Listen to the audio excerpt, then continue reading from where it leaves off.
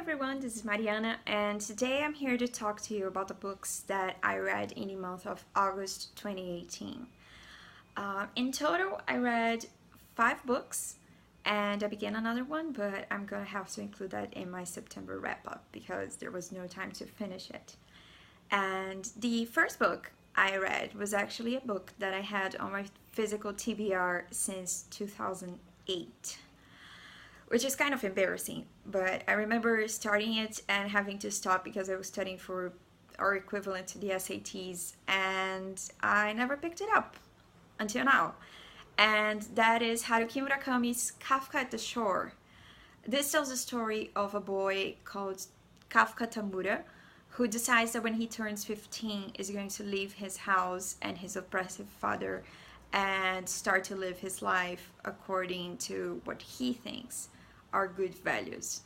And he ends up sort of drifting from Tokyo and finds this library that sort of becomes a home to him, in which he meets very different characters and is forced to think about a lot of his preconceived notions of what is right and wrong and what he had expected for his life. At the same time, you follow other characters. One of them is Nakata, this guy who, though, has a lot of troubles with his intelligence, with like learning to read and write. He has different sort of intelligence. He can talk to cats and, well, rocks. And we watch these two stories sort of get together and influence each other in all sorts of ways. And Haruki Murakami has just been shortlisted for the Alternative Nobel Prize. There is not going to be a Nobel Prize for Literature this year because there were some sexual harassment scandals in the Sweden body. But a group of judges got together and decided to give away a prize the same way. And Murakami is one of the shortlisted authors. And he's so good. He's so different. Like, his writing is spot on. It's perfect. It's very concise. But at the same time, it manages to convey these very philosophical and metaphysical questions just perfectly. This is not a book for everyone. There are going to be talking cats and all sorts of fantastical elements. But if you don't mind a book that isn't completely realistic, and if you don't mind not having all your questions answered, then this is just the sort of literary fiction that is very accessible. Don't expect Murakami to answer all your questions. Like, you're going to finish the book and not know how certain things affect other parts of the plot, and you're not going to know what certain symbols meant. I've seen people actually try and find an explanation for every single symbol that Murakami used, but I have the impression that in Murakami it's a lot more about forcing you to feel and forcing you to think and provoking a reaction from the reader than actually having every single thing that happens be explainable and be in some way a metaphor for something else. Murakami is not a very traditional writer in that sense. It's not like you're reading, say, The Great Gatsby or Catcher in the Rye, and there is a symbolism behind every color and everything. No, Murakami makes you feel, and it's very provoking in that way. And yeah, I think if you like literary fiction and you don't mind a bit of magic going on, a bit of fantasy going on, and a bit of not having every question answered, this is the one for you. Then I picked a short book from my TBR, from my physical TBR that had been there also for way too long, because I was expecting Amazon to deliver my copy of the Three Musketeers, and that was the priority. So I wanted something that I could easily start and finish without getting in the way of my reading the Three Musketeers. And I picked up Wonder by R.J. Palacio. This tells a story of a boy named August who was born with this combination of genes that caused him to have this very different face. Like, he had these problems with his bones forming and with all sorts of organ development, and he had to undergo a series of surgeries as he was very little. And even after all those surgeries, he does not look like the other kids. He has a very different face because of all these genetic conditions. And Augie had been educated at home, homeschooled for all his life, and his parents decide that it's finally time for him to go to a regular school. Augie is obviously very nervous about that prospect, and we follow Augie joining the school and how it affects his life and the life of his other family members. This is a very interesting book. It's a very sensitive topic, and I feel like the author uh, very was very fortunate in accomplishing this by following not only Augie's point of view, but also the point of view of his sister and his mother and the kid who bullies him at school. So you get to see how Augie's presence affects the lives of all of these people, which makes the story a lot less boring and a lot more interesting.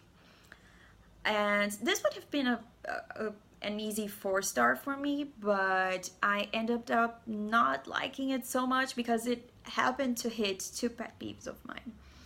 The first one being that a very unnecessary scene happens that is very emotionally manipulative, and I hate when an author tries to manipulate my emotions by having something happen that is absolutely not relevant to the story. And that's the case. Like 2/3 in, something happens and you think, okay, so this happened and we're going to deal with the consequences. No, it's just a tearjerker. And if you've read it, I'm not sure if you even remember, but it like really hit the spot with me. I was so frustrated. I actually expected this to have a lot of consequences for Augie, and it just didn't. Like 2 chapters afterwards, they just have this other thing happen that basically completely erases everything that was done. And yeah, if you're curious, you can talk to me later and I'll give you the spoilers, but I don't want to spoil this to anyone because it might actually not be such a pet peeve, and it might actually not get in the way of their liking the book. But it was just something that happened just to have the reader feeling bad and sad and had no consequences whatsoever in Augie's life. It was so frustrating. And my second pet peeve, and the one that ended up making me give this a 3-star, like I thought it was an okay book. I liked it, I guess, but I felt like the ending was so boring is not the word. It was just easy. The author took the easy way out. It ended with a speech, and there's nothing I hate more than a book or a movie that ends with a big speech. It's easy, like you basically say everything you want us to think, and you don't have to show us what you want us to think, and it's so preachy. It was just, this book deserved better. Like the story and the characters, they deserved better. And I think it's still a great book for middle grade children. Like you can easily give this as a gift for a child. But yeah, if you're an adult and you're a bit more jaded and you've read enough to be upset by this as I am, then yeah, I think this is just average. Then, because Amazon still hadn't delivered my copy of Three Musketeers, I ended up picking a very, very short book that had also been on my physical TBR for a long while, and that was Spring-Heeled Jack by Philip Pullman. This is part book, part comic. Like, it has a lot of illustrations, as you can see. This was a tough one. I picked this up because I'm a huge fan of Philip Pullman's His Dark Materials. They are some of my favorite books of all time. I read them when I was, 12 or 13, and they made a huge impression on me. And I very much wanted to like this. I went into it with high expectations, and maybe that's my fault. But I thought that Philip Pullman was good enough a writer to actually pull it off with a book for younger children. But I thought this was just borderline pedestrian. Like, This is so simple and there's nothing to it. It feels like one of those books you're forced to read when you're on first or second grade. There was not much to it. It tells the story of three orphans, like their father disappeared after his ship sunk, and their mother died soon afterwards. And these children live in an orphanage, and the people at the orphanage are horrible, and they want out. So they escape, and things happen, and this dude called Spring Heel Jack shows up to help them. Spring Heel Jack is some sort of Victorian superhero who wears a cape and helps unfortunate people. So going into this, I honestly thought, hey, Spring Heel Jack is going to be the kid's father, right? That's going to be interesting. We're going to have, or at least we're going to have some character development, and we're going to find out more about Spring Heel Jack and who he is. But in the end, no, it's just kids doing stuff, getting into trouble, and this personified Deus Ex Machina showing up to get them out of trouble. That's what this is. Like, Spring Heel Jack shows up out of nowhere, lends a hand, and the kids are out of trouble. And then they're in trouble again, and Spring Heel Jack shows up. And that's it until the end. And it has some tongue-in-cheeky jokes in it, but it's just so average. Honestly, I would have given this a 1 star if it weren't for the fact that the writing is actually good. Like, Philip Pullman can't write bad words, but honestly, it's just very, very average, and I can't think of anyone I would actually recommend this to. Next, I ended up reading a thriller because, again, my copy of the Three Musketeers had not been delivered. So I decided to pick a quick read, and I read The Cabin at the End of the World on my Kindle. It's by Paul Tremblay, and it tells the story of a couple staying with their daughter in this very remote cabin. Their daughter is playing outside, and this big guy shows up and starts talking to her. And these other guys show up, and they have weapons, big, terrifying weapons. And the child runs into her house to talk to her fathers, and these guys show up and say, hey, we need you to open the cabin up, and we need you to let us in because you are the only ones who can save the world. We depend on a sacrifice by you to save the world. And from then on, you are following this sort of game of chase in which the 4 horsemen of the apocalypse, these four people are trying to get into the house and force these people to make this choice. And these people who are just living their lives are trying to protect, these 2 guys are trying to protect their daughter, and you don't know if it's true or not that the world's about to end, which only makes things more interesting because one of the guys is very much a skeptic, and the other one tends to be more of a believer. And you have to see them try and protect their daughter, regardless of that, regardless of faith or belief or anything, because these 4 people could very well just as easily be lunatics. And it's really, really interesting. I was afraid it was going to be very preachy and try and make us believe in something. I'm an atheist, so I was very much not in the mood for being preached, and this did not disappoint me. It's this beautiful story, and it's a bit graphic, so if you don't have the stomach for violence, I'm not sure if this is the one for you. But at the same time, it's very well executed. You keep turning pages like you're in a fever. You really need to find out what's going to happen next. The consequences are very real. Characters make decisions, and they have to handle the consequences of their decisions.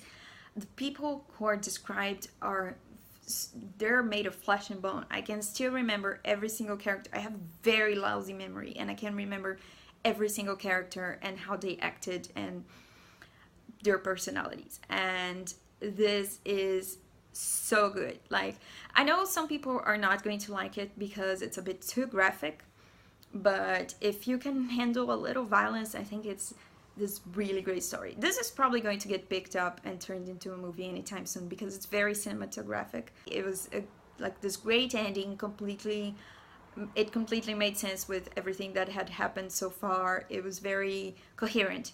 So yeah, if you like thrillers, this is easily one of the best of the year. Like, I very much recommend it. And it was recommended on Twitter by Stephen King. So you don't need me to recommend it because Stephen King recommended it. Go and read it. And then, last but not least, guess what got delivered? My copy of The Three Musketeers by Alexandre Dumas. And I read this as part of the read-along that Rincy from Rincy Reads was hosting this month. I'm going to link her channel down below. The Three Musketeers tells the story of a young man named D'Artagnan who leaves his small town for Paris in order to join the group of musketeers that works for the king. As he reaches Paris with just a letter from his father recommending him to Monsieur de Treville, Monsieur de Treville tells him, hey, you can turn into a musketeer yet, you have to work for the guard and accomplish this great feat, and then you'll be able to join. But while he's working at the guard, he becomes friends with three of the musketeers, Athos, Porthos, and Aramis, and he becomes very close to them and joins them in all sorts of adventures, and there is this great conspiracy and this awesome villain, and a lot of fun is had. What's really great about this is how current the humor is. This is actually really, really funny. I caught myself laughing out loud at parts, and the humor is just spot on. It still works today. I don't know how that happens, but even the criticism is still so appropriate for nowadays. There is not a single institution that goes by without a bit of sarcasm from Alexandre Dumas. There is marriage and the church and the king and politicians and all sorts of institutions are mocked by him, but in this very light-hearted way, you know. It's just so enjoyable. You end up falling in love with the four musketeers, right, with D'Artagnan and the Three Musketeers, and with every other character. In fact, I wish I had known this before because I would have read it earlier. This features a female villain who is so evil. The woman is pure evil. And yeah, this is actually just super fun. This is not the sort of classic that's going to make you think very hard and come out of it with lots of new ideas. This is just a great novel, a great, like, fun, entertaining, thrilling novel that moves from short chapter to short chapter and makes you want to read just one more and just one more and just one more and find out what happens. And I highly recommend it. I think this is for basically everyone. Like, it is that entertaining, and I could see that there's a reason why this became a classic. Also, I found it really interesting that it sort of breaks these barriers of what is expected from a novel set in that time. Like, some of the chapters have really long names as titles, and some of the characters act in very unpredictable ways, and this is not very traditional. This manages to break your expectations again and again, and yeah, please read it anytime soon because it is that good. But these are the books I read in the month of August. Please comment down below with what you've read in the month of August, and if there is anything you would like me to read anytime soon based on the books I liked, as I'm always open to adding new books to my TBR. And I guess that's it. I'll see you guys soon with another video. Bye!